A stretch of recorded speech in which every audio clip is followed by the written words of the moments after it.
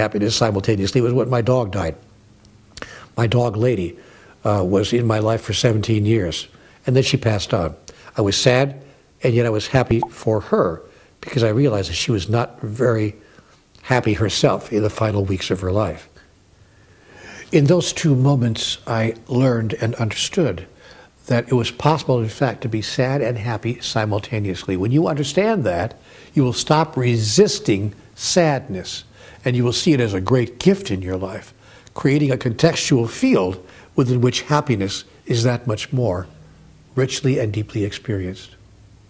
Step number 10, stop arguing with life. Again, this is right out of Byron Katie's playbook. Stop arguing with life. Life is what it is, and it's not what it's not. And let yourself discontinue the argument with what is so. Step number 11, drop all expectations. Have no expectations of life or any requirements or demands. This is, again, what it's like to step into the experience and expression of being God, because God has no requirements of any kind. So it's important for you to step out of expectation. I've learned to live my life moment to moment, expecting and requiring nothing at all, and finding a place of total happiness with whatever is showing up. And that's true for me more often than not. I'm not going to sit here and say that I never have a moment of impatience or upset or disappointment. Of course not.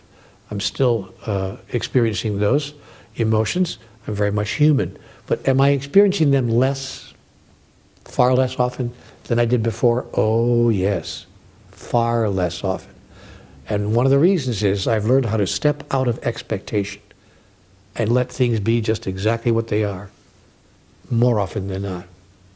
Step number 12, have compassion with yourself, so that when you do fall off the wagon, so to speak, when you do experience disappointment, sadness, upset, or whatever it is, that you have compassion with yourself, that you don't say, oh, darn it, I'm just not getting it. I'm just not living my life as God. I'm not getting Neil's message. See, because there are many times when I don't get Neil's message. And a lot of my friends around me, sometimes my wife and others close to me will say, you know what you need to do? You need to go upstairs and read your own books. And I get it. And in those moments, I have to have compassion with myself to say, you know what? It's all right. It's so okay. This is a tough journey. This is not easy. It wasn't meant to be easy in that sense. It's easy in another sense, but this is a challenge that we've set for ourselves. And yeah, I'm able to do this. And I'm able to have compassion for myself as I stumble along the way. God knows what grace every stumble contains.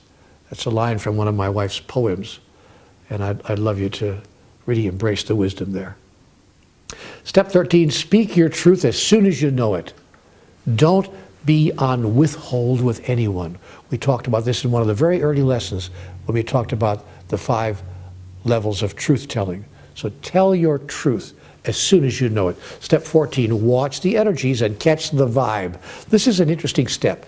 It's about stepping into a life experience and just really honestly picking up on the energy. You can go into a cafeteria, for instance, and feel the energy in the room and actually run your hands along the top. Don't touch the food, but just like run your hands along the tops of the food that's being offered there in the buffet line, and you will know what's good for you to eat that day and what is not good for you to eat that day. Just as you know when you go into your closet. So I want to wear this coat or this jacket. You put a blouse on or you put a shirt on and you're all set to go, and then you somehow, no, you know what? It doesn't feel right. You take it off and put on something else. We've all done that. Why? Because it just doesn't feel, after I put it on, it's the vibe.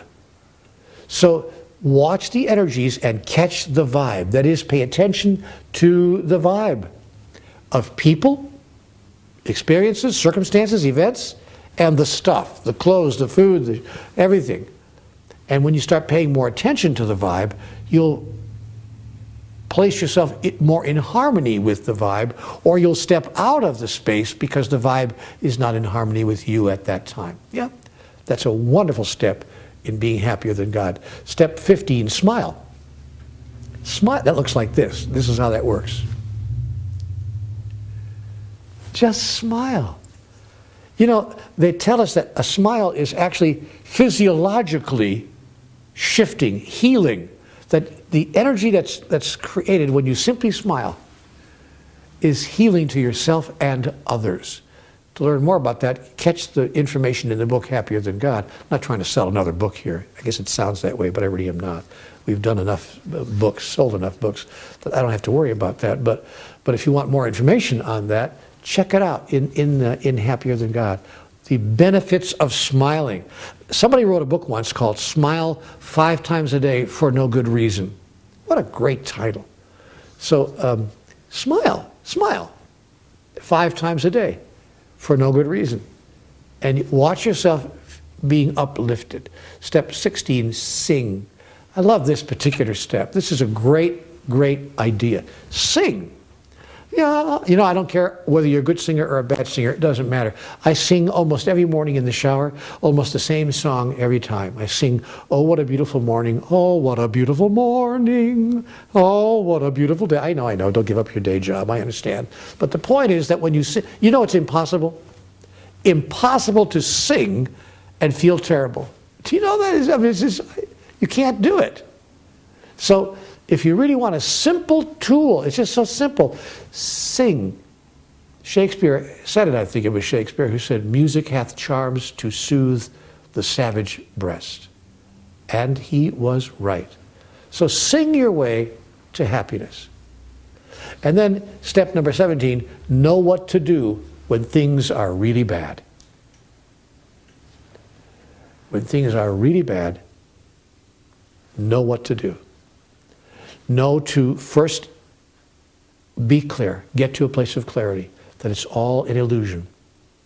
There's nothing else going on that's real. It's all illusory. And know what to do when things are really bad also means, as I mentioned a minute ago, step into gratitude. It's the first thing I do when things are really bad. Thank you, God. I know there's a gift here, and I know right now I can't see it, but I'm clear there's a gift here because all of life is a gift and every circumstance in it. All of life is a gift and every circumstance in it. And here's what happens. As if by magic, when I step into gratitude for all of life, when things get really bad, interestingly enough, the energy that I have set up in my space of gratitude shifts the energy of the badness of the experience I'm now having. That is, I have a direct impact, or can have a direct impact, on the experience of the moment and on the way that I am holding it. In this way, I can create my own reality interiorly, as we discussed in a prior lesson, as well as exteriorly, as we discussed before as well. That I have the ability to impact the co-created collaborative experience of the lot of us. And I have a profound ability, an unlimited ability, to impact the specific and individuated reality that I am experiencing interior to myself. When I know that, when I express that, when I experience that, I begin living my life as God. Now, in this final portion of our final lesson, I want you to get yourself comfortable, relax, put your feet on the floor. If you're not ready to do this, turn the program off and come back to it later when you are. If you are ready to do this, I want you to stand ready now to have your own opportunity for a conversation with God.